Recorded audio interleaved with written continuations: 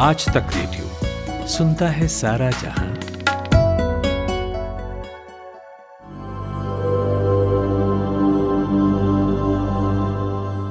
नमस्कार, ये है आज तक रेडियो का स्पेशल शो कोरोना कवरेज। मेरा नाम है खुशबू। इस स्पेशल पॉडकास्ट सीरीज़ में हम लेकर आते हैं दुनिया भर की कोरोना से जुड़ी अपडेट्स। कहाँ क्या नई स्टडी हुई है, कहाँ कोरोना के मरीज़ घटे हैं, बढ़े हैं, इस बीमारी की रोकथाम के लिए दुनिया के किस कोने में क्या कोशिशें जारी हैं, यह सब कुछ आपको मिलेगा। आज के कोरोना कवरेज में आपको बताएंगे तीसरी लहर के मद्देनज़र और कोरोना जैसी महामारियों के लिए ज़रूरी दवाइयों और मेडिकल इक्विपमेंट्स को स्टॉक पाइल कैसे करेगी सरकार, और सबसे ज़रूरी ये आम लोगों तक कैसे पहुंचेगा।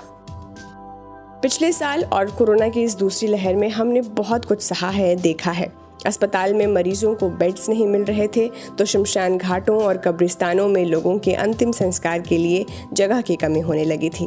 लेकिन सबसे बड़ा चैलेंज जो हमारे सामने था वो था ऐसे वक्त में कुछ ज़रूरी दवाइयों और इक्विपमेंट्स की भारी कमी। एक समय था जब ऑक्सीजन खत्म हो गई थी, जिससे आईसीयू चलाने वाले अस्पतालों के लिए चुनौतीपूर्ण स्थिति बनी हुई थी। फिर हमारे पास उन दवाओं की कमी हो गई जिन्हें कुछ मामलों में आजमाया जा रहा था। रेमडेसिविर सबसे ज़्यादा मांग में था, ब्लैक मार्केटिंग तक शुरू हो गई। पहले हमारे पास ऐसी स्थिति थी जब हमारे पास पर्याप्त टेस्टिंग किट भी नहीं थे और कुछ जगहों पर फ्रंटलाइन वर्कर्स और पुलिस कर्मियों के लिए पर्याप्त पीपीई और मास्क भी नहीं थे, जिससे हज़ारों की मौत हुई।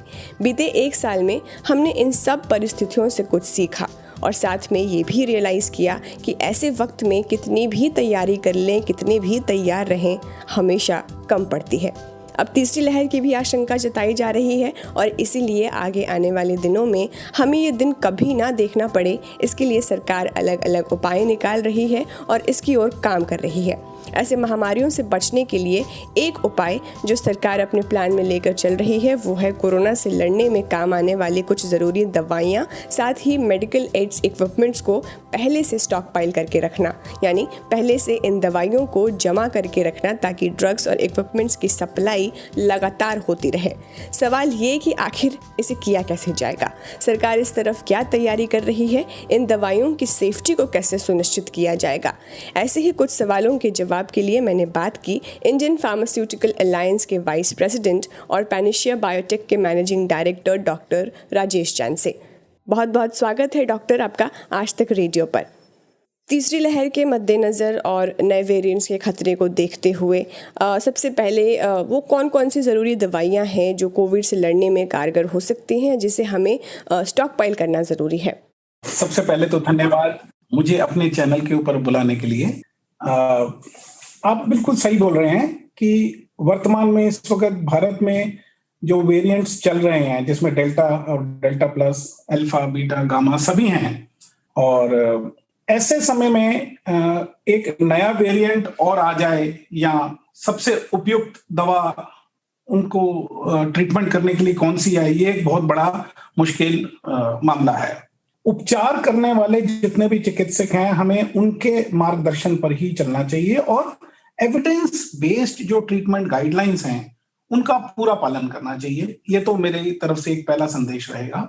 और उनके अनुसार हमारे पास क्या मतलब किसी भी नए वेरिएंट से लड़ने के लिए, जैसे पिछली बार आपने बोला मेडिसिन की शॉर्टेज हो गई थी, हमें ये तय करना पड़ेगा और निश्चित करना पड़ेगा कि पर्याप्त ऑक्सीजन हमारे पास अवेलेबल हो, मेडिकल इक्विपमेंट्स अवेलेबल हो, और जितनी भी प्रकार की मेडिसिन हैं, चाहे वो स्टीरॉइड्स हो, चाहे वो रेमडेसिविर हो, पैरासीटामोल हो, या किसी भी तरह की दवाइयां हो, उनका स्टॉक पाइलिंग हमारे पास अवेलेबल होना चाहिए।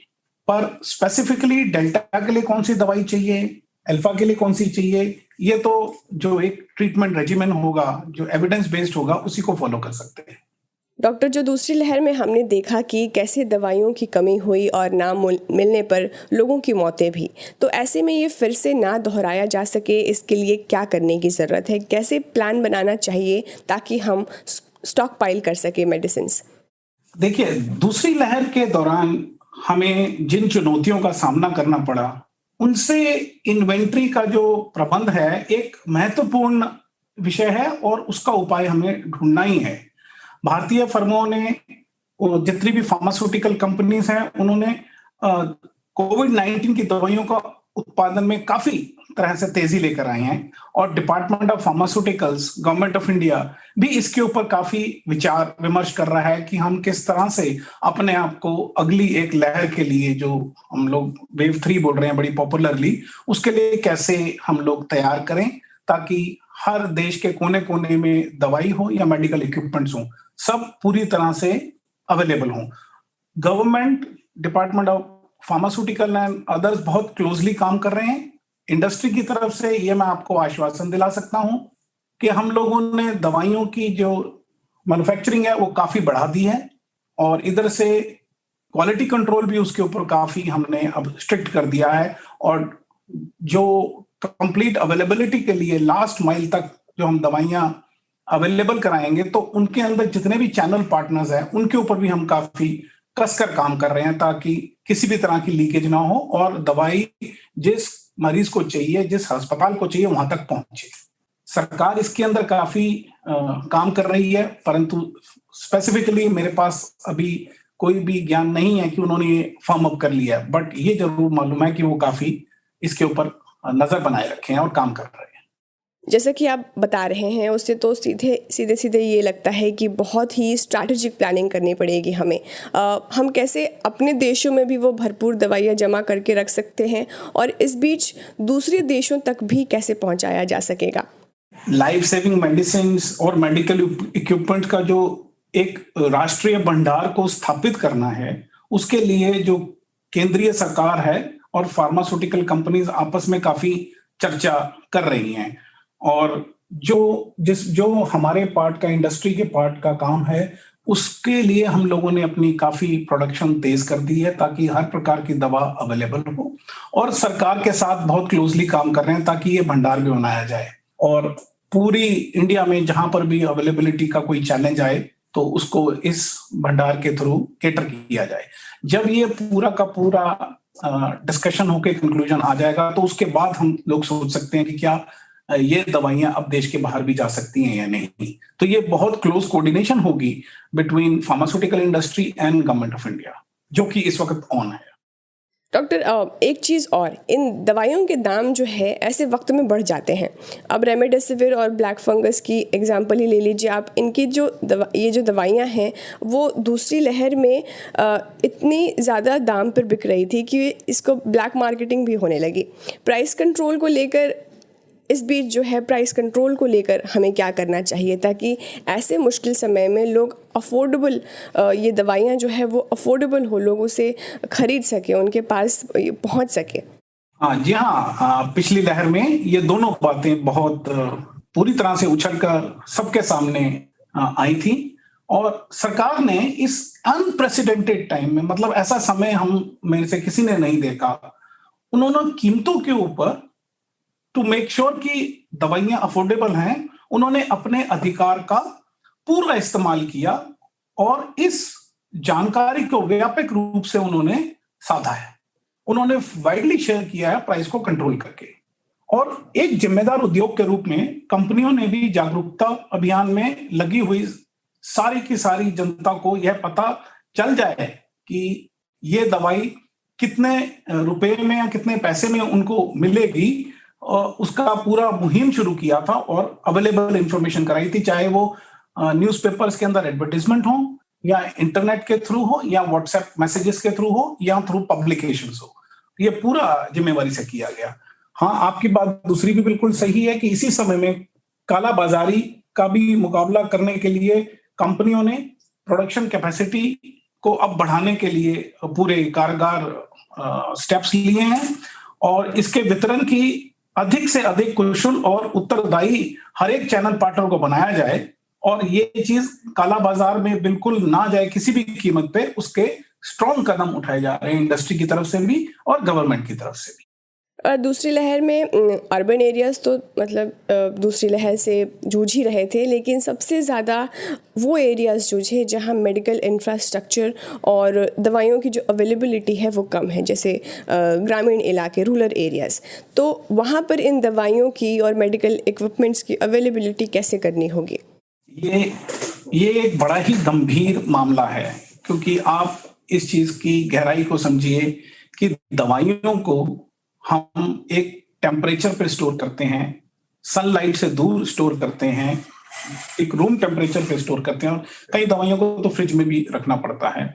और उस दुकान के ऊपर एक फार्मासिस्ट की भी मौजूदगी बहुत जरूरी है, जो कि डॉक्टर के प्रिस्क्रिप्शन को पढ़ के वो दवाई डिस्पेंस कर सके।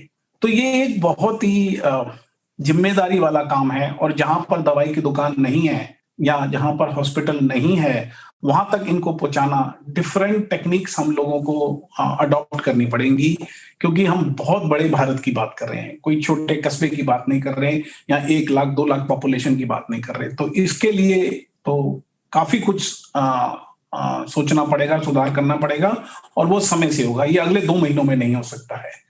बट ये एक समस्या है, आपने इसका बिल्कुल सही आकलन किया है।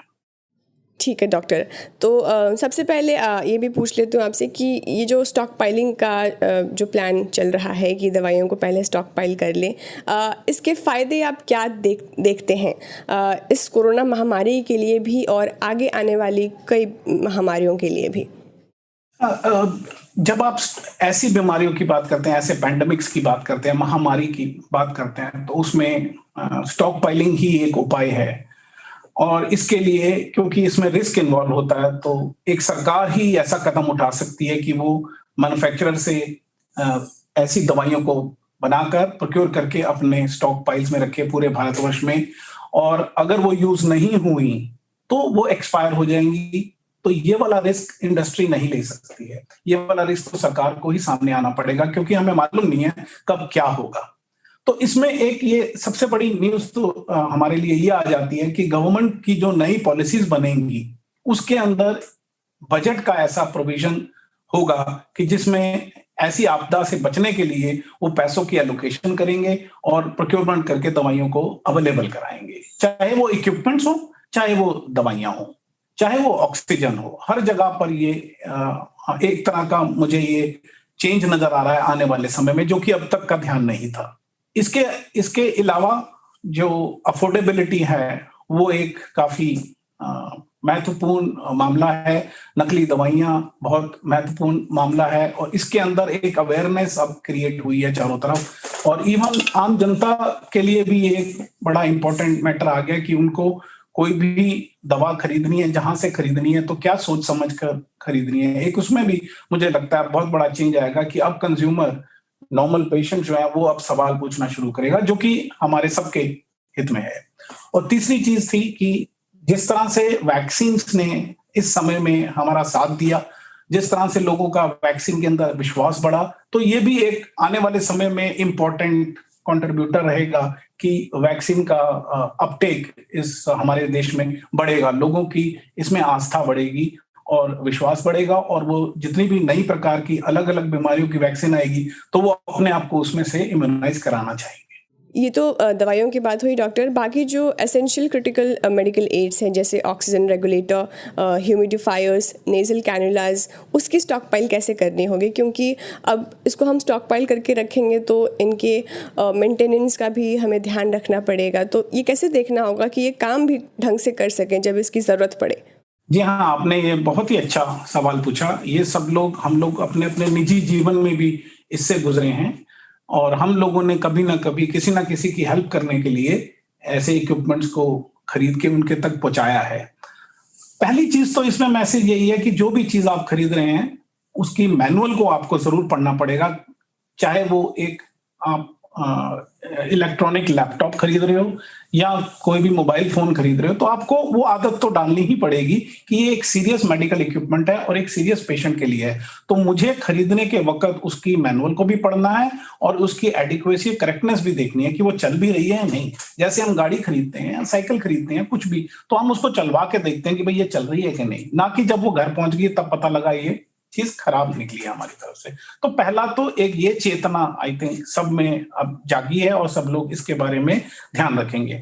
पर आप प्लीज मेरे से ये अग्री करिए कि ऑक्सीजन कंसंट्रेटर और उससे जो ट्रीटमेंट है हमारे घर में, ये एक ऑप्शन स्ट्रेट अवे नहीं है हमारे पास। ये तभी है जब हॉस्पिटल में बेड नहीं है और हमारे पास और कोई रास्ता नहीं है, तब हम ऑक्सीजन कंसंट्रेटर या सिलेंडर्स की यूज लेते हैं फॉर दैट शॉर्ट टाइम कि जब तक हमें कोई हॉस्पिटल बेड नहीं मिल जाता।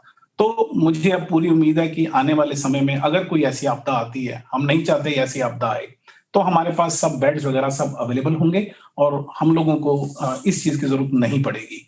और दूसरी चीज ये है कि इसकी कैपेसिटी भी जो हम यूज कर सकते हैं वो 0 से 5 लीटर्स तक की ही होती है। उसके बियॉन्ड अगर किसी पेशेंट को ऑक्सीजन ज्यादा चाहिए, 5 लीटर से ज्यादा, तो ये बात बिल्कुल क्लियर हो जाती है कि उसको हॉस्पिटलाइजेशन चाहिए। तो ये सब चीजों का हमें ध्यान रखना है कि ऑक्सीजन कंसंट्रेटर घर में रख के इसका इलाज नहीं किया जा सकता। हमें फिजिशियन और हॉस्पिटल के पास रहना है और उनकी एडवाइस पे ही ऑक्सीजन कंसंट्रेटर को यूज करना है, और वो भी एक पर्टिकुलर लिमिट तक। बाहर के देशों में ऐसी महामारियों के वक्त कैसे इन सब ज़रूरी दवाइयों और मेडिकल इक्विपमेंट्स की स्टॉक पाइलिंग होती है? मुझे एक बड़ा ही अलग सा डिफरेंस दिखता है भारत में और बाहर के देशों में। हालांकि ये मुसीबत तो वहां भी आई थी, कई दवाइयों में, सब में नहीं आई। जैसे ऑक्सीजन है या ऑक्सीजन कंसंट्रेटर है, मेडिकल इक्विपमेंट्स हैं, वहां पर कोई at least Europe, US, Japan, Australia, वहां पर ये ज्यादा दिक्कत नहीं आई। बट किसी एक पर्टिकुलर प्रकार की, जैसे हाइड्रोक्सीक्लोरोक्विन थी, एक दवा में जरूर उन लोगों को प्रॉब्लम आई थी क्योंकि वो ज्यादा वहां पर बिकती नहीं थी, तो उसमें भारत की प्रोडक्शन काम आई। बट ज्यादातर वहां पर पॉपुलेशन हेल्थ केयर सिस्टम, जो कि प्राइमरी हेल्थ केयर सिस्टम है, वो फुल्ली इक्विप्ड है और हर एक जगह के ऊपर they have got trained and skilled workforce and lot of training on pandemic management उन लोगों के पास पहले से है। तो इस समय में वहां पर ज्यादा दिक्कत नहीं देखी गई। और प्लस वहां का जो सारा हेल्थ केयर सिस्टम है वो मेडिकल इंश्योरेंस से चलता है, और सारा पैसा मेडिकल इंश्योरेंस भर देती है और उसके हिसाब से सब दवाइयां अवेलेबल हो जाती हैं। और वैक्सीन के केस में देखा गया था कि ये नई प्रकार की वैक्सीन थी तो उसको थोड़ा समय लगा। बट अगर आप भारत की बात करते हैं तो हमें उनसे यही सीखना है कि हमें अपने प्राइमरी हेल्थ केयर सिस्टम को पूरी तरह से इक्विप करना है, स्ट्रेंथन करना है।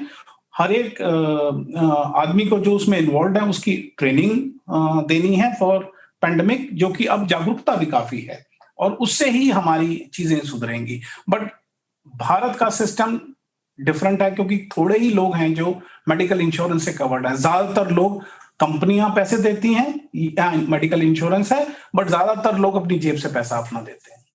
एक सवाल डॉक्टर, ये कि अब जैसे वैक्सीन को लेकर सेंटर और स्टेट्स में तकरार चल रही है, प्राइवेट और गवर्नमेंट हॉस्पिटल में भी ये तनातनी चलती रहती है दवाइयों को लेकर, वैक्सीन को लेकर। अब जब हम स्टॉक पाइलिंग करने का सोच रहे हैं तो उस वक्त जो है आप कैसे ध्यान में रखा जाएगा इस चीज़ को कि प्राइवेट से लेकर सरकारी हॉस्पिटल तक लेकर जो है ज़रूरी दवाइयाँ भरपूर मात्रा में रहे ताकि किसी को भी कमी ना हो दवाइयों की? मैं आपसे बात कर रहा हूँ। एक्चुअली बात आपकी बिल्कुल सही है, बट ये सारा प्लान बॉटम्स अप बनेगा। ये रिक्वायरमेंट जो निकलेगी ये हर एक हॉस्पिटल, चाहे वो नर्सिंग होम हो या प्राइमरी क्लिनिक हो या एक बड़ा हॉस्पिटल हो, हर किसी की रिक्वायरमेंट को असेंबल करके ही इसकी स्टॉक पाइलिंग की जाएगी और डिस्ट्रीब्यूशन उस वक्त एग्जीक्यूट होगी। ये नहीं देखा जाएगा कि किसको कितना चाहिए। उस वक्त डिमांड कंपाइल नहीं होगी, डिमांड पहले ही आ चुकी होगी। हर हॉस्पिटल या क्लिनिक की कैपेसिटी के हिसाब से हमें पता लग चुका होगा। I can say that with 75% probability कि वो कैलकुलेशन हमारे पास होंगी। हाँ, अगर एक भयानक रूप में फिर और किसी रूप में बीमारी नंबर्स में हमारे सामने आती है तो मुश्किल आ सकती है। बट अब क्योंकि हमारे पास फर्स्ट और सेकंड वेव का एक्सपीरियंस है तो मुझे लगता है कि ये प्लानिंग पहले होगी और उसके बाद उसकी केवल डिस्ट्रीब्यूशन होगी। उस वक्त ये सोचा नहीं जाएगा कि किसको कितना देना है, ये ऑलरेडी सोच के कैलकुलेशंस में स्टॉक पाइलिंग में बिल्ट इन होगा। जी, बहुत बहुत शुक्रिया डॉक्टर, आपने अपने इतनी बिजी शेड्यूल से वक्त निकाला इस टॉपिक पर बात करने के लिए। Thank you doctor. तो फिलहाल आज के कोरोना कवरेज को यहीं विराम देते हैं। मिलते हैं आपसे अगले सप्ताह कुछ नए टॉपिक और एनालिसिस के साथ। तब तक मुझे दीजिए इजाज़त। स्टे कनेक्टेड, स्टे सेफ और सुनते रहिए आज तक रेडियो। नमस्कार।